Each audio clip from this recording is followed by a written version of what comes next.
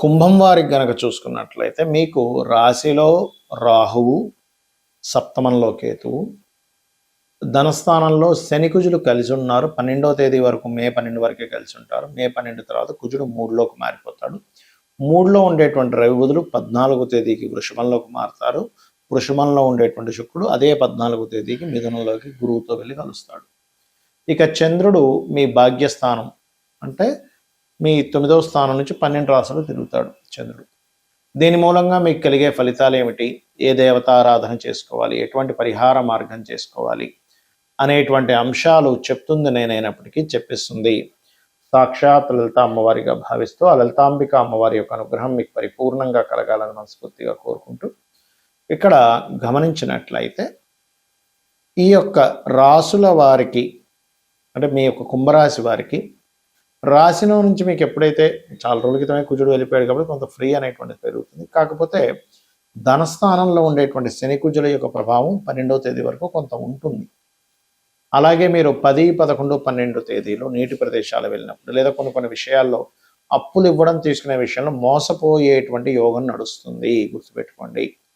అలాగే ధనస్థానంలో శని కుజులు ఉన్నందుకు కొంత కుటుంబ వ్యవహారాలు, ధన వ్యవహారాల విషయంలో కొంత జాగ్రత్తగా ఉండండి.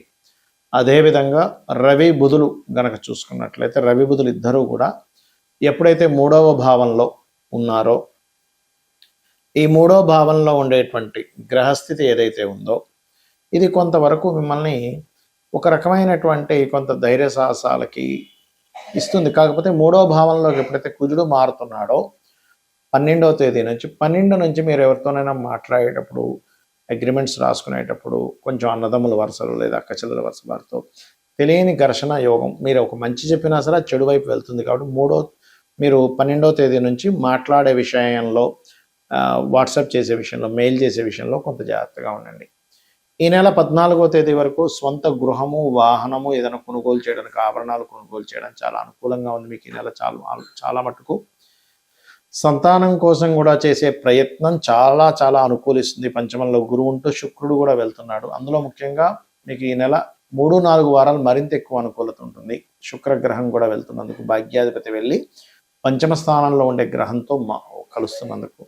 కాకపోతే వివాహ నిర్ణయాలు, వివాహ సంబంధించిన విషయాల్లో మాత్రం కొద్దిగా ఈ స్ట్రెస్ మాత్రం ఉంటూ ఉంటుంది. ఎందుకంటే సప్తమంలో కేతు ఉన్నాడు కాబట్టి గణపతి ఆరాధన ఎక్కువగా చేయడము, ఓం కామేశబద్ధ మాంగళ్య సూత్ర శోభిత కందరాయే నమః అనే మంత్రం చేయండి, ఖచ్చితంగా మీకు బాగుంటుంది. ఇక్కడ ఇప్పుడున్నటువంటి పరిస్థితులు ఏవైతే ఉన్నాయో, బయట ఉండేటువంటి పరిస్థితులు ఈ శని కుజుల కలయిక వల్ల కొంచెం మన ఇండియాలో కూడా కొంత ఈ బాంబులు పేలడం అనుకోండి, లేకపోతే కొంత ఉద్రిక్తంగా ఉండే ప్రభావం పెరుగుతుంది. అంటే అలాగా కొంచెం ఎండ మనకు చూడండి, బయట తీవ్రంగా పెరగడం ఎండ, ఆ ఎండ వస్తూనే ఒకటేసారి అంటే వాతావరణంలో జరిగేటువంటి మార్పులు ఏమిటి అంటే విపరీతమైన ఎండలు, దాంతోపాటు సడన్గా ఉన్నటువంటి వర్షాలు శని కుజుల కలయిక వల్ల. అదేవిధంగా ఎక్కువ రద్దీగా ఉండేటువంటి ప్రదేశాల్లో ఎక్కువగా తిరగకండి, చాలా జాగ్రత్తగా ఉండండి. అలాగే మరొక విషయం ఏంటంటే ఈ విదేశాలకు వెళ్ళాలి, విదేశాల్లో ఉండేటువంటి వారు, నేను చాలా రోజుల నుంచి చెప్తూ వస్తున్నా, 2-3 నెలల నుంచి, ఇప్పుడు కూడా చెప్తున్నాను. ఎందుకంటే 12వ స్థానం, సహజ 12వ స్థానం అనేది శని కుజులు ఉన్నారు అక్కడ, మీనరాశి. కాబట్టి ఏమాత్రం మీరు స్వదేశంలోకి వచ్చి ఉండగలిగితే కొంతకాలం రావడం మంచిది ఇప్పుడు ఉండేటువంటి కండిషన్స్ పరంగా చూసుకుంటే.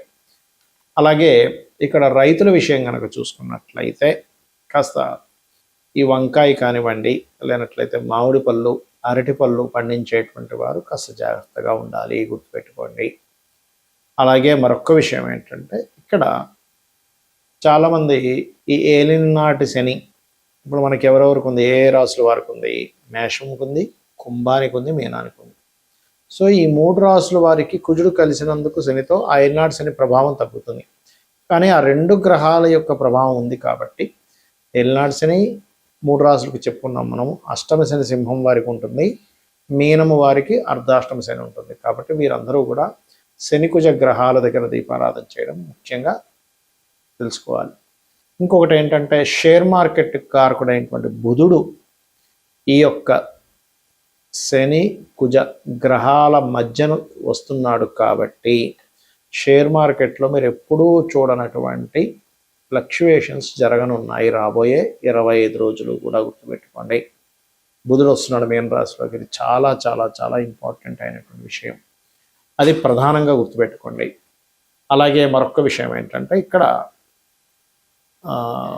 ఈ ట్రేడింగ్ చేసేవాళ్ళు, షేర్ మార్కెటింగ్ రిలేటెడ్ సంబంధించినటువంటి వాటిలో ఉండేటువంటి వారు మరియు మార్కెటింగ్ రంగాల్లో ఉండేటువంటి వారు ఈ యొక్క విషయాలు జాగ్రత్తగా ఉండాలి. అయితే ఎప్పుడు కూడా గోచారం అనేటువంటిది మనకి కొంత పర్సెంట్, ఒక 10 to 15% పనిచేస్తే మన పర్సనల్ చార్ట్ ప్రధానంగా పనిచేస్తుంటుంది అక్కడ. కాబట్టి మీ జన్మజాతకంలో గ్రహాలు ఎలా ఉన్నాయి, జన్మజాతకంలో లగ్నం ఎలా ఉంది, లగ్న బలం ఎలా ఉంది, దానివల్ల మీరు ఎదగడం అనేది జరుగుతుంది. మీ శారీరక సంస్థత కానివ్వండి ఇవన్నీ జరుగుతూ ఉంటాయి. ఇక 2వ భావం ధనస్థానం, అంటే మీకు ధనయోగం ఏ రకంగా ఉంది అనేది ధనభావాన్ని బట్టి చూసుకోవాలి, అంతేగాని ఎల్నాడ్స్ వచ్చింది కాబట్టి ధనం లేదనుకోవడానికి కాదు అక్కడ. అలాగే మరొక విషయం ఏంటంటే ఇక్కడ గమనించినట్లయితే ఇక 3వది ఏంటి, అన్నదమ్ములతో ఉండే సఖ్యత, ఎప్పుడు ఏ ప్రాపర్టీ తీసుకోవాలి 4వ భావంలోని, సంతానం గురించి 5వ భావంలోని, రుణరోగ శత్రువుల గురించి 6వ భావంలోని, వివాహం ఎప్పుడవుతుంది అనేటువంటి 7వ స్థానంలోని, అదేవిధంగా మీ యొక్క ఆయుష్ అంటే కొంచెం ఏదైనా ఆకస్మిక సంఘటనలు ఉన్నాయా, లేకపోతే తల్లిదండ్రులతో ఉండే రిలేషన్ 9వ స్థానంలో, అదే రకంగా మీ యొక్క కర్మ అంటే కొంతమందికి వృత్తిపరంగా విదేశాలకు వెళ్తే కొంతమంది బాగా సక్సెస్ అయితే, కొంతమంది స్వదేశంలో బాగా సక్సెస్ అవుతారు.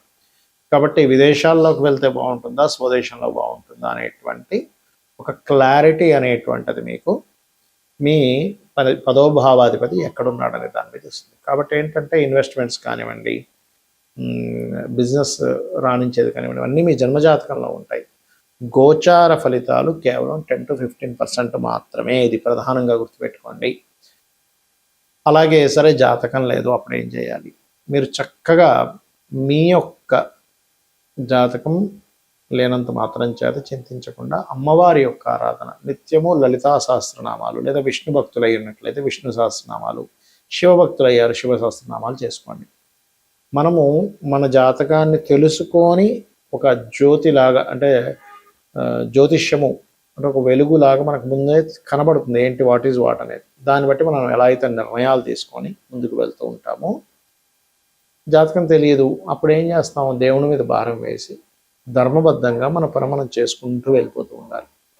ఇది ప్రధానంగా గుర్తుపెట్టుకొని అందరూ కూడా ఇప్పుడుండే ఈ శని కుజుల యొక్క ప్రభావం మూలంగా అందరూ అన్ని రాసుల వాళ్ళు కూడా కొన్ని విషయాలు కనుక పాటించినట్లయితే ఎటువంటి ఇబ్బంది పడరు వారు. ఒకటి, శక్తి దేవత ఆరాధన, అంటే ఆంజనేయ స్వామి ఆరాధన అనుకోండి, లలిత అమ్మవారి మన దుర్గా ఆరాధన అనుకోండి, ఎనీ శక్తి దేవత ఆరాధన అంటే మనకి దశమహావిద్యల్లో ఉండే దేవతామూర్తుల్ని ఆరాధించడం. రెండవది, మీకు దగ్గరలో గోశాల కనుక ఉన్నట్లయితే అందులోని దేశీవాలి గోవుకి, జెర్సీ ఆవుకి తినిపించొద్దని నేను చెప్పట్లేదు, కానీ జెర్సీ ఆవుకి దేశీ ఆవుకి ఉండే తేడా ఏమిటంటే ఇందులో సకల దేవతలు ఉంటారు, అది ఒక ప్రాణి అంతే. ప్రాణికి మీరు ఇస్తున్న ఫలితం వస్తుంది అక్కడ. ఇక్కడ సకల దేవత ఆరాధన జరుగుతూ ఉంటుంది, గుర్తుపెట్టుకోండి. ఆ రకంగా మీరు ఎప్పుడైతే ఈ యొక్క గోవులకి తినిపిస్తారో చక్కటి ఫలితాలు వస్తాయి. మరియు శనివారము, మంగళవారం అందరూ కూడా ఎటువంటి ఇన్వెస్ట్మెంట్స్ చేయకండి దయచేసి. ఇది ప్రధానంగా గుర్తుపెట్టుకోవాల్సినటువంటి అంశం, గుర్తుపెట్టుకోండి. ఇక మీరు ఇంకొక విషయం ఏంటంటే, అందరూ కూడా ఇన్వెస్ట్మెంట్, షేర్ మార్కెట్ గురించి చెప్పాను. ఈ గోవులకి పెట్టేటువంటి విషయం ఒకటి, చండీ వినడం కానీ చండీ పారాయణం కానీ ఇవి గనక చేసినట్లయితే మీ జన్మజాతకంలో ఒక్కోసారి చూడండి మనకి బ్లాక్డ్ భాగ్య చక్ర అంటూ ఉంటాం. ఏదైనా బ్లాక్ అయ్యి ఉందండి చక్రంలో, సంథింగ్ దోషం ఏర్పడింది, నేను దీనివల్ల చాలా కష్టం పడుతున్నాము అని అనుకునేటువంటి వారికి మీరు గనక చండీ వినడం కానీ, ఇప్పుడు చాలామంది ఏమనుకుంటారంటే ఆలయాల్లో సామూహికంగా జరుగుతూ ఉంటాయి. ఆ రకంగా సామూహికంగా జరుగుతున్నప్పుడు అక్కడికి వెళ్తే మనం అన్ని డబ్బులు కట్టలేం కదండి అన్నప్పుడు మీరు అక్కడికి వెళ్ళి కూర్చున్నా కూడా అందులో 0.5% వస్తుందని చెప్తుంది శాస్త్రం. అక్కడికి వెళ్ళి పార్టిసిపేట్ చేసినా కూడా ఇలా చేయండి, అన్ని విధాలా మీకు బాగుంటుంది. శ్రీమాత్రే నమః.